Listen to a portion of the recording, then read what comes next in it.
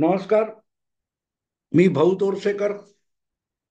तुम्ही बघत आहात प्रतिपक्ष. तुम्ही बघत आहात प्रतिपक्ष. मित्रांनो, आज महाराष्ट्राच्या निकाला संदर्भात इंडी अलायन्स मध्ये, म्हणजे महाराष्ट्रातली महाविकास आघाडी आणि राष्ट्रीय पातळीवरची इंडी अलायन्स, या दोघांमध्ये महाराष्ट्राच्या विधानसभा निवडणूक निकालांनी जो भूकंप आणलेला आहे, जी सुनामी आणलेली आहे, त्याची लाट कुठपर्यंत गेली आहे ते समजावण्याचा माझा हेतू आहे. आणि हे माझ्या गेल्या 15 दिवसातल्या वेगवेगळ्या व्हिडिओमधून त्याचे संदर्भ येऊन गेलेले आहेत. 13 दिवस जवळजवळ निकाल लागल्यापासून इतक्या प्रचंड बहुमताचं सरकार बनायला विलंब झाला, यावरून हलकल्लोळ माजवला गेला. पण तो हलकल्लोळ माजवणाऱ्यांकडे दुर्लक्ष करून भारतीय जनता पक्ष किंवा महायुती आरामात संथपणे आपलं काम करत होती आणि बाकीच्या मीडियामधून किंवा विरोधी पक्षातून त्यावर दुगाण्या झाडल्या जात होत्या. तेव्हा प्रत्येक वेळेला हा विलंब कसा राजकीय हेतूने केला जातोय हे मी वारंवार सांगत होतो. सरकार बनवायला वेळ झाला की वेळ लावण्यात आला. सरकार बनवणं चाललं होतं की एक तमाशा फड रंगवण्यात आला होता, असा हिंदी मी व्हिडिओ केला होता. जे सरकार बना रहे थे या नौटंकी खीच लंबा खीच रहे थे, नाटक अधिक लांबण लावल्यासारखं नाटक चाललं होतं.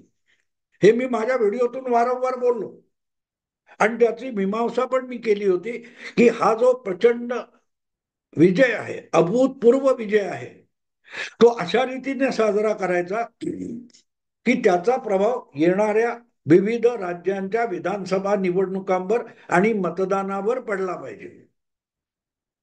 आणि त्यासाठी महाराष्ट्रातला विजय असा दणदणीत साजरा करायचा की लोकांचे डोळे दिपले पाहिजेत. येऊ घातलेल्या दिल्ली, बिहार वगैरे वगैरे राज्यातल्या ज्या विधानसभा निवडणुका आहेत, तिथले विरोधी पक्ष, भाजप विरोधक आणि मतदार यांचे डोळे दिपवून टाकणं, यासाठीच हा विलंब केला जातोय की इतका भव्य शपथविधी समारंभ करायचा की त्याचा प्रभाव पुढच्या 4-5 महिने, 6 महिने चालू राहायला पाहिजे. तो धागा पकडून पुढच्या 2-4 विधानसभा निवडणुका सहजगत्या दणदणीत यशाने जिंकायच्या, हे लक्ष डोळ्यासमोर ठेवून भारतीय जनता पक्ष सरकार बनवण्यामध्ये जाणीवपूर्वक वेळ काढूपणा करतोय, हे मी परत परत सांगत होतो आणि आता त्याचे परिणाम दिसायला लागले. मित्रांनो, ती सुनामी आठवते तुम्हाला 2005 मधली? इंडोनेशियाच्या एका किनाऱ्यावर समुद्राच्या आत जो भूकंप झाला, ज्वालामुखी उफाळला, त्यातून जी समुद्राची प्रचंड मोठी लाट उसळली, ती पश्चिम दिशेने येता येता भारताच्या दक्षिण राज्यांना, तमिळनाडू, केरळ वगैरे ओलांडून पार आफ्रिकेपर्यंत गेली होती.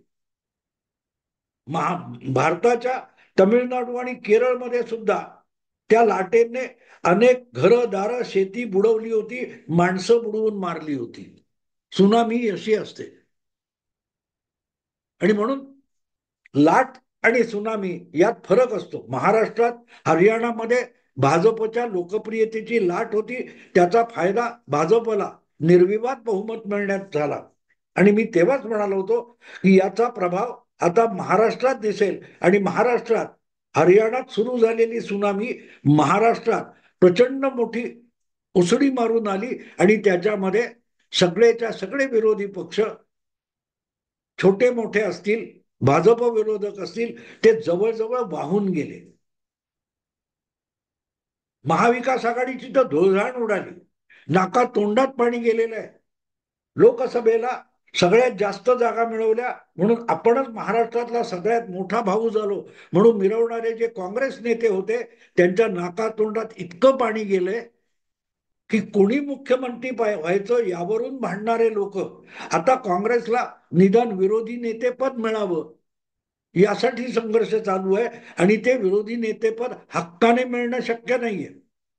शिवसेना असो, पवारांची राष्ट्रवादी असो किंवा काँग्रेस पक्ष असो, या सगळ्यांना आपल्याला जिंकता आलेल्या आमदार संख्येवरून हक्काने विरोधी पक्ष मागणं सुद्धा अशक्य आहे.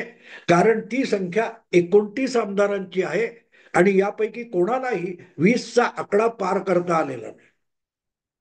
उद्धव ठाकरे 20 जागांवर आहेत, काँग्रेस 16 जागांवर आहेत आणि शरद पवार अवघ्या 10 जागांवर आहेत. तरीही मेहरबानी म्हणून भिकेचा तुकडा टाकावा तसं भाजपने विरोधकांना अधिकृत विरोधी नेतेपद बहाल करायचं ठरवलंय आणि एक प्रकारे काँग्रेस आणि उबाठा शिवसेना यांच्यात एकमेकावर लठ्ठालठ्ठी लावून दिलेली आहे. पण असो, तो वेगळा विषय. अशी जी सुनामी आहे ती मी तुम्हाला सांगितलं की इंडोनेशियात सुरू झाली, भारतीय दक्षिण भारताचा भाग ओलांडून आफ्रिका खंडापर्यंत जाऊन पोहोचली. सुनामी ही तशी असते मित्रांनो.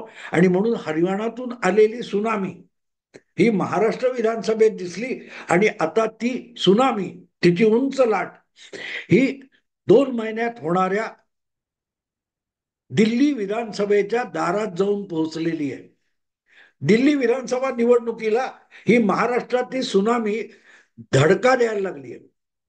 तसं बघायला गेलं तर गेल्या 2 विधानसभा निवडणुकांमध्ये आम आदमी पार्टी केजरीवाल यांनी प्रचंड म्हणजे जवळजवळ सगळ्या जागा जिंकल्या. 70 मध्ये 67, 70 मध्ये 63, असं गेल्या 2 निवडणुकीत केजरीवाल यांनी जो विजय मिळवला आहे. या वेळेला आपल्याला सत्ता तरी कायम ठेवता येईल का आणि 70 मधल्या 35-36 तरी जागा जिंकता येतील की नाही याची भ्रांत केजरीवालना पडलेली आहे. दुसरीकडे काँग्रेस पक्ष तर गेल्या 2 विधानसभा निवडणुकीमध्ये पुरता सुपडा साफ होऊन गेला, नामोनिशाण संपलेले. काँग्रेसमधले बहुतांश दुय्यम नेतृत्व करणारे कार्यकर्ते वगैरे हे एक तर भाजपात गेलेत किंवा आम आदमी पार्टीत निघून गेलेत. नाव घेण्यासारखा कोणी काँग्रेसमध्ये दिल्ली पक्षात, दिल्लीच्या संघटनेमध्ये राहिलेला नाही. आणि अशी ही सुनामी महाराष्ट्रातली फेब्रुवारी महिन्यात होणाऱ्या दिल्लीच्या विधानसभा निवडणुकीला जाऊन धडकलेली आहे. आणि नुसती धडकली असं नाही, आम आदमी पार्टी पुरता पण तो भीती नाहीये. ही भीती एकूण इंडी अलायन्सला धडकी भरवणारी आहे. आणि म्हणून दिल्ली विधानसभा निवडणुकीपूर्वी आणि त्यानंतर येणाऱ्या बिहार विधानसभा निवडणुकीपूर्वी इंडी अलायन्सची धोरणं, रणनीती आणि नेतृत्व यामध्ये आमूलाग्र बदल करण्याच्या धावपळी सुरू झालेल्या आहे. अचानकपणे राहुल गांधींच्या विरोधात इंडी अलायन्समध्येच विरोधाचा सूर उमटू लागलेला आहे. बास झालं राहुल गांधींचं नेतृत्व, बास झालं इंडी अलायन्सला काँग्रेसचं नेतृत्व. भाजपशी टक्कर द्यायची असेल तर काँग्रेसकडे इंडी अलायन्सचं नेतृत्व असता कामा नये. एखादा समर्थ नेता जो भाजपला निदान आपल्या राज्यामध्ये दणका देऊन पराभूत करू शकतो, अशा नेत्याकडे इंडी अलायन्सचं नेतृत्व असलं पाहिजे, असा सूर उमटायला लागला. माझ्या माहितीप्रमाणे तृणमूल काँग्रेसचे एक खासदार आहेत लोकसभेचे, जे मुळात भाजपमधले, त्यांचे वडील काँग्रेसचे बिहारचे मुख्यमंत्री होते, भागवत आझाद यांचे चिरंजीव कीर्ती आझाद हे 1983 साली जो विश्वचषक भारताने जिंकला त्या टीम मधले एक खेळाडू होते. पुढल्या काळात कीर्ती आझाद यांनी आपल्या वडिलार्जित काँग्रेस पक्षाशी नातं न ठेवता ते वाजपेयी आणि अडवाणी यांच्या भाजप पक्षामध्ये सहभागी झाले होते. आणि दिल्लीत त्यांचं जास्त वास्तव्य असल्यामुळे दिल्लीच्या क्रिकेटमध्ये त्यांचा आणि भाजपचे ज्येष्ठ नेते दिवंगत अरुण जेटली यांच्यात जो खटका उडाला होता, त्यामुळे कीर्ती आझाद यांना भाजप सोडावा लागला. ते बिहारमधून भाजपच्या नावाने, भाजपच्या तिकिटावर 2-3दा खासदार झाले होते. पण जेटलींबरोबर त्यांनी पंगा घेतला आणि पक्षामध्ये ते इतके एकाकी पडत गेले की त्यांना भाजपमधून बाहेर पडावं लागले. मग ते आधी काँग्रेसमध्ये गेले. काँग्रेसमध्ये काय डाळ शिजली नाही बिहारमध्ये. तेव्हा मग ममता बॅनर्जींच्या पक्षात ते यशवंत सिन्हा बरोबर गेले आणि आता गेल्या लोकसभा निवडणुकीत ते बंगालमधून, बिहारचे आहेत, राहणं दिल्लीत, आणि बंगालमधून लोकसभेवर निवडून आलेले आहेत. आणि निवडून आलेले आहेत आणि भाजपचे कट्टर विरोधक आहेत. म्हणूनच त्यांनी ममता बॅनर्जींच्या उपकाराची फेड करावी म्हणून इंडी अलायन्सचं नेतृत्व हे राहुल गांधींपेक्षा ममता बॅनर्जी उत्तम रीतीने करू शकतात, हे वक्तव्य सगळ्यात पहिल्यांदा कीर्ती आझाद यांनी केलं आणि बघता बघता त्याला प्रतिसाद मिळायला लागला. या सगळ्या राजकारणाचा जो गदारोळ चालू आहे त्याची सुरुवात महाराष्ट्रातल्या सुनामी पर्यंत झालेली नव्हती, हे लक्षात घेण्यासारखं आहे.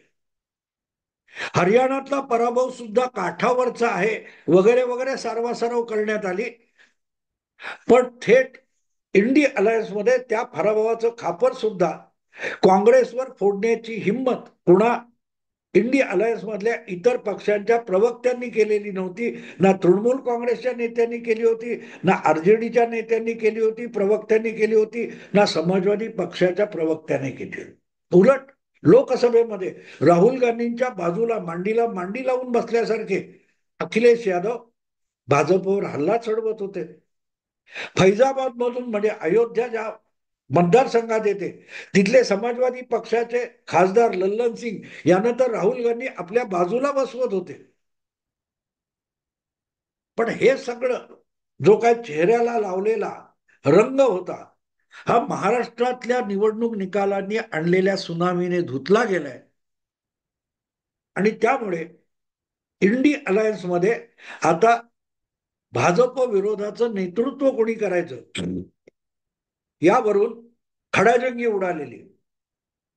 उघडपणे अजूनही त्यावर कावूर माजलेलं नाही, गदारोळ सुरू झालेला नाही, पण बदल व्हायला पाहिजे असे सूर उमटायला लागले, सूर उमटायला लागले. आणि ममता दिदींनी सुद्धा साधारणतः इतर पक्षांची चाचपणी केल्यानंतर आपण नेतृत्व करायला इंडी अलायन्स तयार आहोत असं उघडपणे सांगून टाकलेलं आहे. आणि ते सांगताना आणखीन एक जमेती बाजू त्यांनी आपल्या मित्र पक्षांसमोर पेश केली आहे की आपण बंगालमध्ये राहूनच इंडी अलायन्सचं नेतृत्व करू. याचा अर्थ ममता बॅनर्जी असं सांगतायत की आपण पंतप्रधान पदाच्या शर्यती देणार नाही, आपण इंडी अलायन्सचं नेतृत्व करू, मोदी आणि भाजप विरोधी राजकारणाचं नेतृत्व करू, पण आपण मोदींना पराभूत करून पंतप्रधान व्हायची महत्वाकांक्षा अजिबात बाळगत नाही. आपण भाजपला हरवण्यापुरती आपली महत्वाकांक्षा मर्यादित ठेवतोय आणि त्यामुळे इंडी अलायन्स मध्ये जे इतर कोणी पंतप्रधान पदावर डोळा ठेवून असतील त्यांच्या मार्गात आपण आडवे येणार नाही. राहुल गांधी आणि ममता दिदींच्या नेतृत्वामध्ये हा फरक आहे. राहुल गांधींना मोदींना हरवायचं आहे, त्यासाठी इतर मित्र पक्षांची मदत पाहिजे, पण पंतप्रधान पद मात्र काँग्रेससाठीच असेल. काँग्रेस शिवाय आणि अर्थातच काँग्रेसमधल्या राहुल गांधींशिवाय दुसरा कोणी पंतप्रधान होऊ शकत नाही. ही काँग्रेसची भूमिका ठाम आहे, स्पष्ट आहे.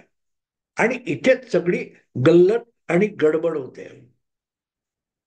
तुम्हाला आठवत असेल मित्रांनो, मला वाटतं पाटण्याला नितीश कुमारांनी जी इंडी अलायन्स बनवण्यासाठी पहिली बैठक घेतली होती त्यानंतर दुसरी बैठक ही बंगलोरला झाली होती आणि बंगलोरच्या बैठकीमध्ये ममता दिदींनी अचानक काँग्रेसचे अध्यक्ष मल्लिकार्जुन खरगे यांचं पंतप्रधान पदासाठी आणि आपोआपच इंडी अलायन्सच्या काय ते निमंत्रक पदासाठी कन्व्हेनर म्हणून नाव सुचवलेलं होतं. खरगे इतके घाबरले की त्यांनी तिथल्या तिथे आपलं नाव नको म्हणून सांगून टाकलं होतं. पण सांगण्याचा हेतू असा की आपल्याला राहुल गांधी इंडी अलायन्सच्या नेतृत्वपदी नको, हे ममता दिदींनी फार पूर्वी सांगून टाकलेलं आहे.